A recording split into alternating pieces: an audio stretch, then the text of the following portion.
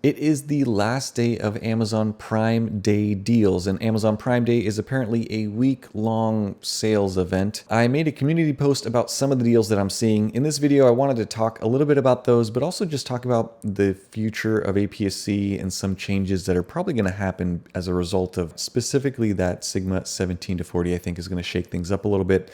We're going to hang out, and hopefully this video turns out and I put it together and I actually post it. We'll see how it goes. There are basically 4 brands that are on sale from what I've seen. So number 1 is Viltrox. Everything that they're selling seems like it's 20% off. Number 2 is TT Artisan. They have a lot of lenses on sale. 7 Artisans is the 3rd. And then Rokinon is the 4th that I'm seeing. If you're looking at buying stuff from like Sigma or Tamron, some of my kind of bread and butter recommendations, some of them are on sale, but it's like 5% off. It's not anything significant. If you are looking at buying something like a Viltrox 27mm f1.2, that is on a significant discount. So you're going to be saving 20%, which is about $100 on that lens, which is a lot. So I'm going to go through the list, give you my thoughts. Let me know what you guys think down in the comment section, and then I'll have links to everything down below. So let's just hang out and go through it. The first thing, and I rank these, so this is what I think is the best to the least best deals. And so the first one on my list is that 27mm f1.2 from Viltrox. Now, Viltrox makes a lot of great lenses. They also make a lot of lenses that apparently recently have had some quality control issues, if you guys have been watching my videos. But their Air series, everyone talks about. I think that the Air series is excellent, full frame or APS-C. All those lenses really perform quite amazingly for what they are, but they are not necessarily replacements for the Sigma series. So if you own the Sigma Quartet, any of those lenses, it's not like you go out and you buy a Viltrox Air and it's better than the Quartet. It isn't. They are about half the price of the Quartet. So if you're looking at saving money, the Viltrox route is the way to go. However, the Viltrox 27mm is in a class of its own. I think it's I think it is the best walk-around street photography lens period for APS-C. That 27mm gives you roughly a 40mm field of view equivalent on a full frame camera. Optically, it's brilliant. That lens in my video review, I believe I titled that G-Master, or if Sony ever made a G-Master, that's what it would look like. And it is, because it's all metal and build.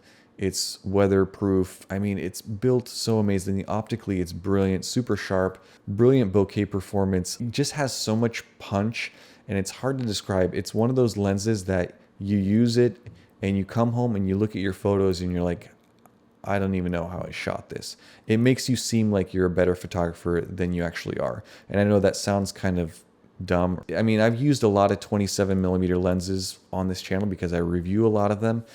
None of them come close to what this 27 f1.2 looks like and what it makes you feel after you have taken photos with it. So I think that's a lens that I will always keep in my collection. It's not the most ideal portable street photography setup, but if you can get over the size and the weight and the price, which is on the expensive side, excellent for low light work. It's a great portrait lens as well, surprisingly good at portraits. So I would highly recommend that one. Again, it's 20% off for this deal. And tomorrow it's probably going to go up to $576 or whatever the regular price is. So number 2 on my list is, again, another Viltrox. And it's going to sound like I'm sponsored by Viltrox, but I'm not. Viltrox 75mm f1.2. This is in the same series as that 27.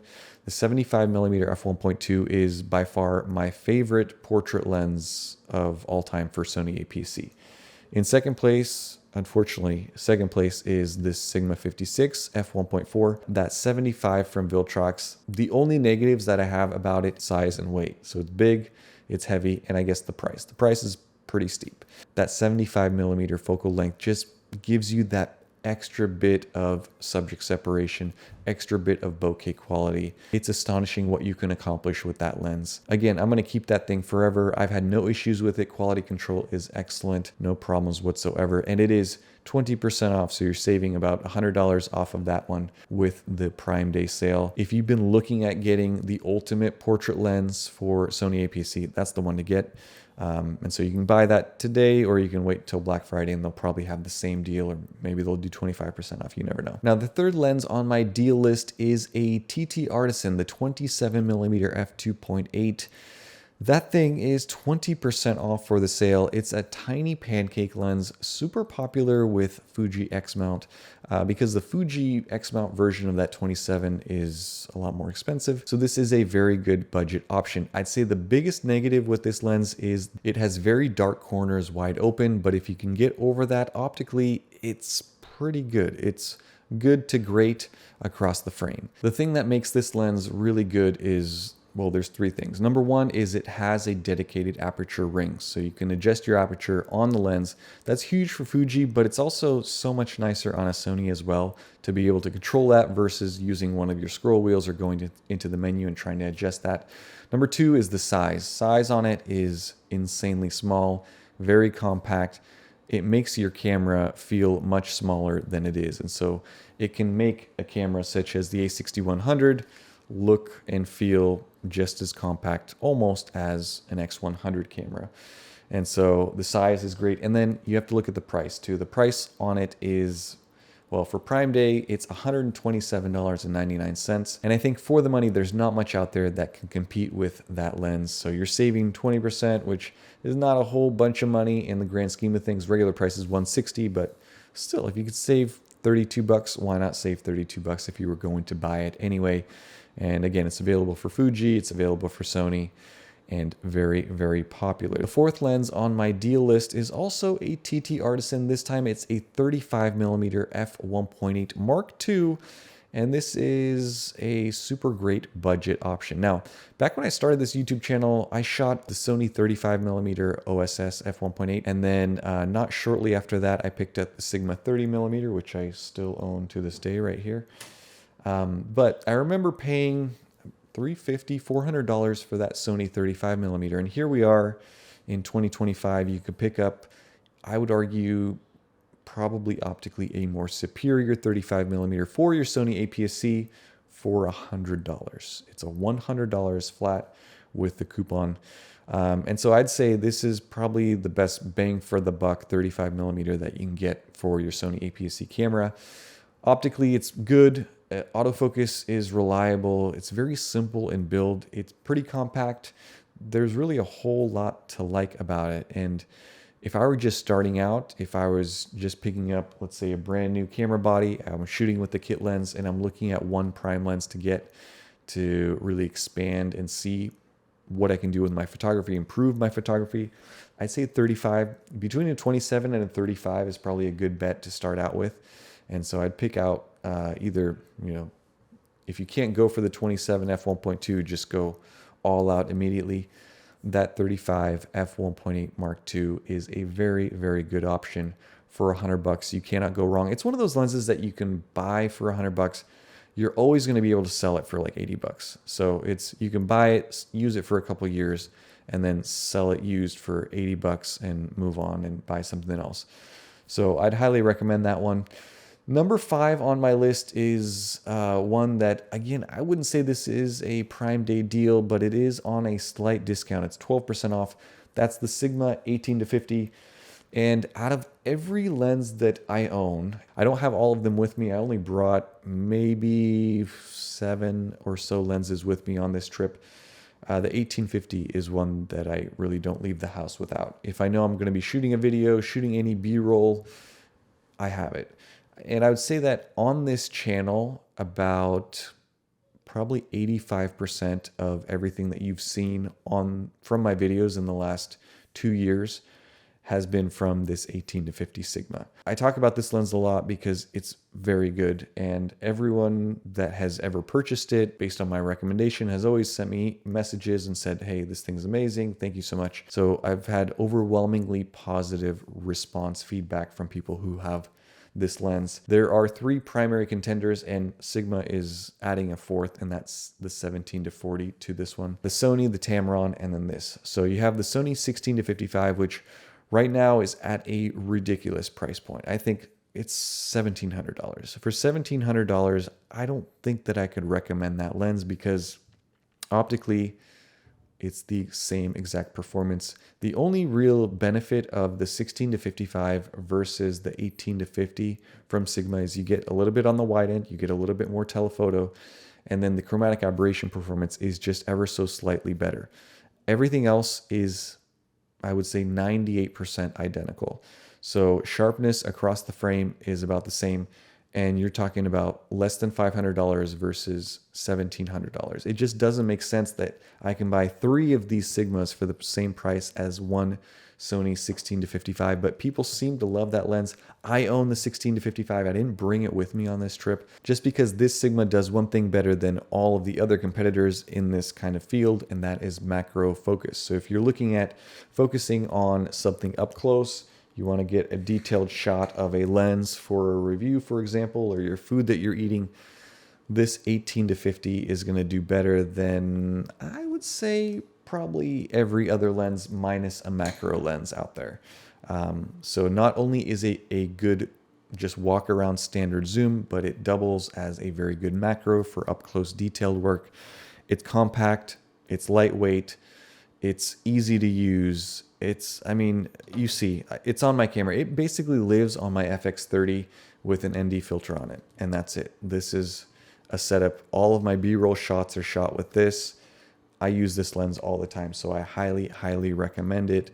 The Tamron is great. The Sony is great, but this one is cheaper and it's better at close-up performance. It doesn't have any stabilization in it, which is kind of a negative. The Tamron is better in that regard. But I'd still pick this thing up over the others. So I'd highly, highly recommend, if you're looking at just one lens, this is the one to get because it will cover you in every situation or almost every situation. I don't think you'll be disappointed with that one. Number 6 on the list is the Tamron 17-70. Now this is, again, one of those things that it's not really on a deal, but it's $50 off. The thing that separates the Tamron from the other competitors is it has what Tamron calls VC, or vibration compensation, which means it has built-in stabilization into the lens. So if you have a lens, or if you have a camera body, I should say, such as the A6100, this does not have any IBIS, in-body image stabilization. So if you put the 17-70 on an A6100, now all of a sudden you have stabilized footage, which a lot of people seem to think that you can just run around with a camera and that 17-70 and it's going to give you stable footage. That's not the case, but it will help in low light situations so that you can shoot with a slower shutter speed. And it's also going to help for photography because, and especially if you're doing macro photography, because you can zoom into something or hold it close to your subject and it does stabilize a little bit, which is pretty nice. The reason I don't own it is because I have both the Sigma and I have the Sony at home, and I don't really need 3 walk around zooms, and it's the size. The size of it is a little bit bigger. The build of it, I'd say the construction is not as premium feeling as both the Sony and the Sigma, but that vibration compensation, that stabilization is huge for a lot of people. So if you want a stabilized walk around zoom lens that you could take with you anywhere, it also gives you a pretty good range as far as zoom range. Getting all the way out to 70 millimeter is pretty close to telephoto. I mean, at that point, you could be zooming into kids playing soccer, for example. And so it's a great lens from that standpoint. It's bigger than the Sigma, but optically it's on par. I'd say all 3 of these lenses are about the same optically. So that one, again, is $50 off. I'll link it down below. Next, I'm going to talk about a camera, the A6700. So I have my A6700 with me here. This is, I would say, the best hybrid APS-C camera out on the market. If you're doing solely video work, FX30 for sure. But if you have photo and video on your agenda, then the A6700 is the way to go. The A6700, Sony, I believe after the tariff war price increases, I think that Sony raised the price of this up. Because originally it launched at $1399 or $1398, so $1,400. They raised it, I think it's at $1,600 or $1,500. I don't know what it was, but with the sale for Prime Day, you can get it back down to that pre-tariff price. So if you've been looking at getting an A6700, you could save about $100 on that right now. Not a huge savings, but $100 is $100, and so it beats paying more for it later on. I'm sure that this will be on sale probably for the same deal, maybe $100 off for Black Friday. I don't see the price of this dropping if Sony follows the same pricing strategy as they did with the a6400 and a6100. I don't think that the price of this is going to drop until they release the new updated APS-C camera, which may come out in 5 years. I don't know. So that is on sale today. Let's see. I wanted to mention this. So, man, it's going to sound like I'm sponsored by Viltrox. Look, the last couple of reviews that I've made about their full frame lenses, which I'll mention that. If you've been looking at buying the 35mm f1.2, which I reviewed, I had 2 bad copies. The third one was good. Or the new 85 f1.4, which I had 1 bad copy, and then the second one was good. I hesitate to recommend those lenses just because of my own experience with those quality control issues. And it's not an isolated issue because I see comments all over the place where people buy those lenses and the autofocus doesn't work and they have to send them back and get new ones from Viltrox. So this is an ongoing issue. It will probably sort itself out in a couple of months in the future. And at that point, maybe you can buy them safely and not have to worry about it. But for the time being, it's interesting that Viltrox put both of those lenses on sale for 20% off. I mean, the 35 is a $1,000 lens that you can buy for $800 now. So they're dropping $200 just like that off of a brand new release, which is not typical. But I think that has to do with the fact that there are some issues with some batches. Hopefully they sort it out. I think they are going to. I think maybe they already have. But just look out. If you are looking at buying one of those 2 lenses for your full frame camera, the 85 is great. I think the 85 is a great buy, especially because it's around $500, less than $500 with the sale. You just have to be careful with getting the one that you get. Make sure that you inspect it, make sure that it works, make sure the autofocus functions.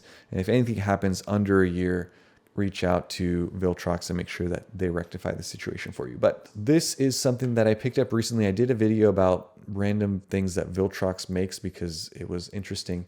This is an FZ, so Sony Z-type battery charger, and this is made by Viltrox. Now, I bought this for, I am embarrassed to say, I think it was like $108 or $109. It's on sale. First of all, I like this thing a lot. What it is it's a case that holds 2 FZ type batteries. So A6700 FX30 or any full frame camera. It holds 2 of them, and there's a lid. It has a little display, and there's a battery built in here, and it charges both of the batteries inside with the built-in battery. So if you forget your charger, or if you just don't want to mess around with cables and other random chargers, you can plug this in, charge it up. And I haven't charged this since I've been on vacation. I believe it's charged at least 2 batteries fully for me in the last couple of weeks that I've been here. So I like this thing a lot. It's a nice storage solution. I think it's all plastic. It doesn't feel super premium or anything. But anyway, I bought this thing for around $109, $108. It's on sale. And I have it pulled up because I was just looking through it and I was looking at how much money I could have saved if I waited. It's $55.99. So $56 for this battery charger that I paid almost double for, if not exactly double for. So that's what you get for buying stuff not on sale. Don't do what I did and actually buy stuff when it's on sale. So that's 20% off, which I think is pretty good. For $55, I think that's a solid deal. The competitors are all around $100. $55, I'd pick up a second one. I don't think I'm going to, but I would. I wanted to talk about the 17 to 40. Those videos that I posted, I did a couple of comparisons between the Sigma Quartet, and then I did the 18 to 50 versus the 17 to 40. I still want to do the 17 to 40 versus the 16 to 55 from Sony. A lot of people have been asking for that. Unfortunately, I just ran out of time. I had to send that 17 to 40 loaner unit, but I have ordered my own. I wish that they would have launched this thing for Prime Day and maybe done a little discount, because that would have been awesome. I think that would have been a bestseller. A lot of people excited for that lens.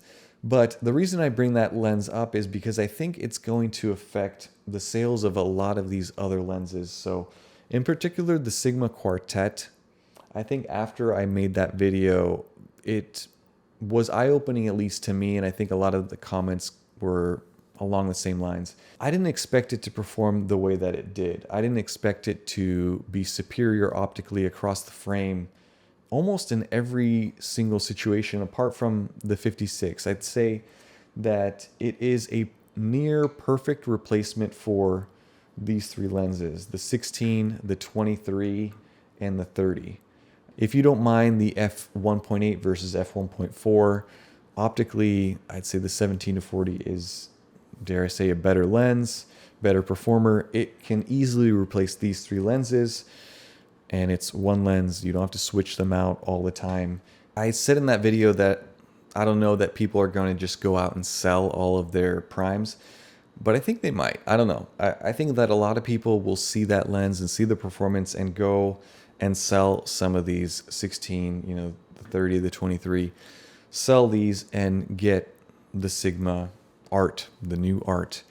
And so I think that's going to change the landscape quite a bit. I think that even to the point of that 27mm f1.2 from Viltrox, as great as that lens is, I'd say that there's still a strong argument to pick up the Sigma 17 to 40. You have the 27 in that range. It's f1.8, not f1.2, but optically, that's one of the ones I'm excited to do as well. I think that I want to do a comparison to the 27mm and see if it can replace a premium kind of street walk around lens, and I think that it can. Just based on its performance with the 23 and the 30, I think that it probably will. And so once that Sigma comes out, and I know many of you have already pre-ordered it, I think it's going to be a game-changing thing. I think it's going to change the landscape. I think a lot of people are going to be running around with FX30s and that 17 to 40 on it, and that's going to be kind of an ultimate setup where you're looking for just super premium video that's sharp. That's going to be an ultimate setup. Same thing for the A6700 for portraits, for photos. I think that thing is going to blow people's minds as soon as they get their hands on it. And I know Sigma is not just going to lay down and rest either. They're always working on random stuff, even though it takes them a little bit longer than a company such as Viltrox to come out with stuff. They always have stuff in the pipeline. So it's going to be a fun time. The other thing that might change all of this is I think if Viltrox steps into the f2.8 zoom space. If they release some sort of autofocusing walk around zoom lens that comes in at a lower price and it challenges something like the Sigma 18 to 50, I think that's going to be insane. I think it's going to be pretty awesome. And then you have other third-party manufacturers that are stepping up. So Aster Hori, which is a company that we've seen a couple times on the channel, they're coming out with new autofocusing lenses.